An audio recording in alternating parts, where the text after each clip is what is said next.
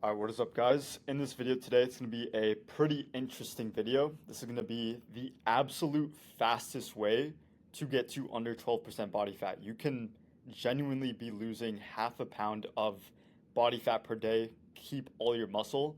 It's going to go into a very aggressive cutting style. I've been trying this recently, and it's been working very, very well. So, wanted to make a video on this, showing how to actually do this. So, let's dive in. Basically, what I'm talking about today is doing a protein sparing modified fast. This is something that I really learned about recently. First, I do want to shout out to Lyle McDonald. So, he made this popular with the RFL diet. He made this a long time ago. I recently stumbled across this on the internet and decided to give it a go for myself. And like I said, it's been working very, very well to just get super lean, and you really don't lose any muscle while doing this. Like my approach to aggressive cuts in the past, I always used to think that you should never do them, that they always lead to muscle loss.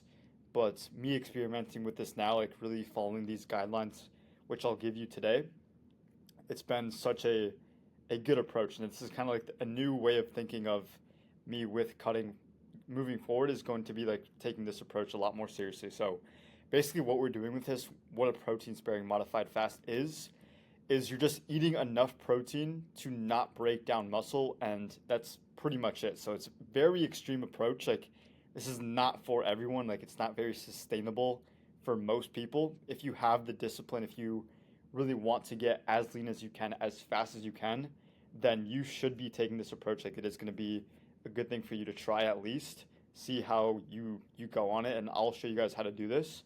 But I do want to preface like this is very extreme. Like it's just you're just eating protein and very low carbs, very low fats. It's not going to be a long-term approach. I wouldn't do this for more than maybe 2 weeks at a time and then taking a break. It's very extreme, so just do want to make sure that's clear. But this is basically just creating the biggest deficit with only protein. So just taking away all the calories, hitting enough protein that we need to, and then that's going to be basically the whole approach that we're doing. So the guidelines to this, all we're doing here is you're taking 1.5 times your lean body weight in protein. So not your total body weight, but your lean body mass. So basically you're taking your body weight minus your body fat percentage. You can kind of guess here, but wherever you're at with your body fat, then you times that by 1.5, and that's going to give you your daily protein intake goal. So whatever your goal is, like you can just hit that as your minimum target, and then fats and carbs are basically zero.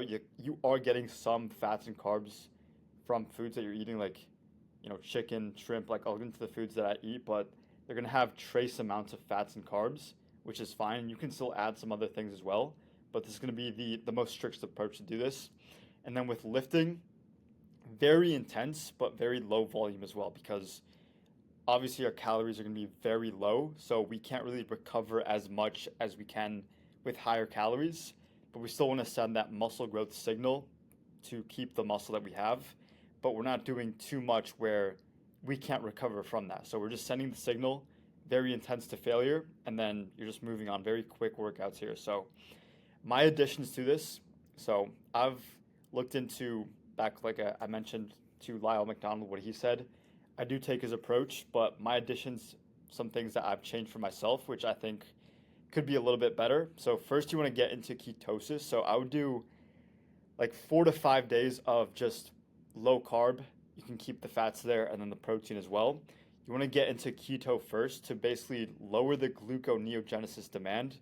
What this means, and I'll get into this in the next slide, but basically just lowering the amount of glucose that the body needs so that you don't have to rely on so much on protein to make that for the gluconeogenesis. I'll explain this in a little bit. Then also using around 15 grams of carbs post-workout. So just raising insulin here is going to have a more of an anabolic effect when we want it the most. So using a little bit of carbs, not too much to, obviously have too many calories there, because the whole point of this is to make it as aggressive as possible. So just a little bit of carbs for the insulin boost. Have 3 to 4 spaced meals throughout the day. So basically maximizing muscle protein synthesis spaced out throughout the day. This one, it's not as important, but something that I like to do. It's also a good way to have more meals. Like you just feel more satiated, just have more things in your stomach, and then also HMB supplements. So this is a really good supplement for specifically not being catabolic, so anti-catabolic.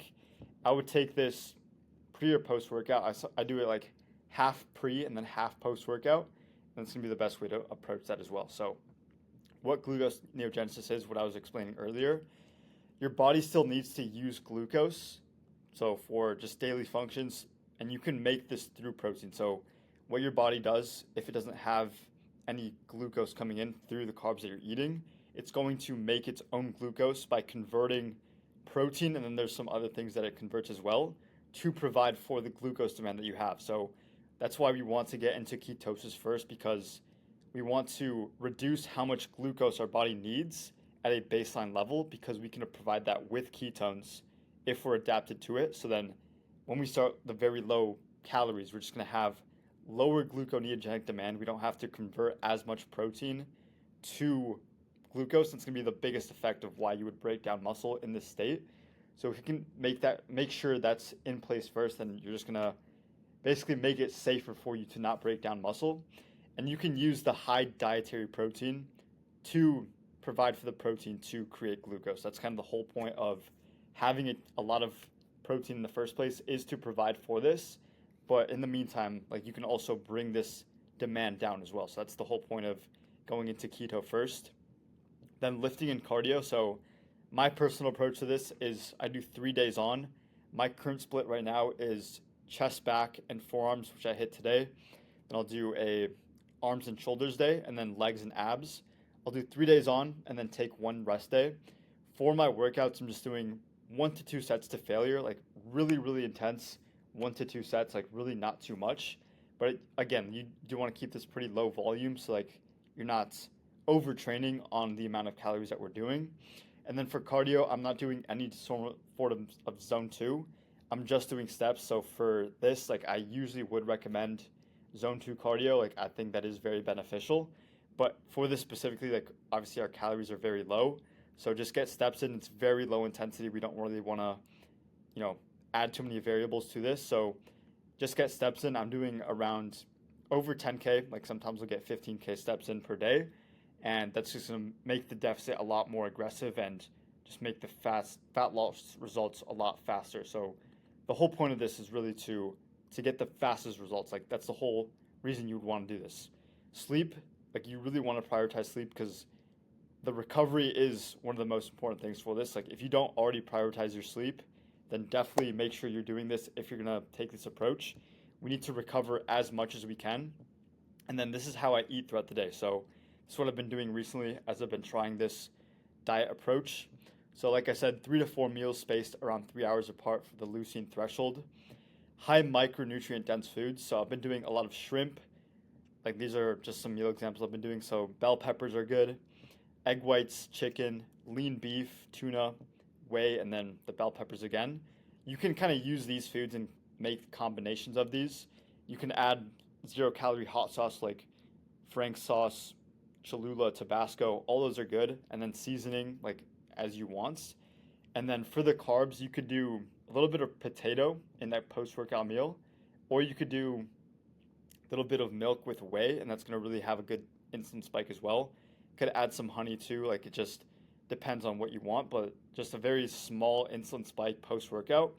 And then have a lot of water, have a lot of electrolytes. I like to front load this in the morning. So when I wake up, I usually go to the gym 1 hour right after I wake up. So I'll just chug a ton of water, put a lot of salt in my water, and that's going to give me a lot of great hydration. I'm going to feel really good in the day, really energized, and allow me to have the best lift that I can. And then last thing here is you can add PSMF days, so the protein sparing modified fast days, on a regular cut. So you don't have to take this approach 100%. You can use a normal cutting approach where you're doing 500 calories below maintenance, and then you're slowly losing body fat that way. I have other videos on my channel with actual cutting that I used to do. And then you can add these PSMF days. So you're having, maybe on a rest day, you have a day where you're hitting just the protein and you're just kind of accelerate the fat loss there. I would start here, like, I would recommend starting just to get a feel for what this is like.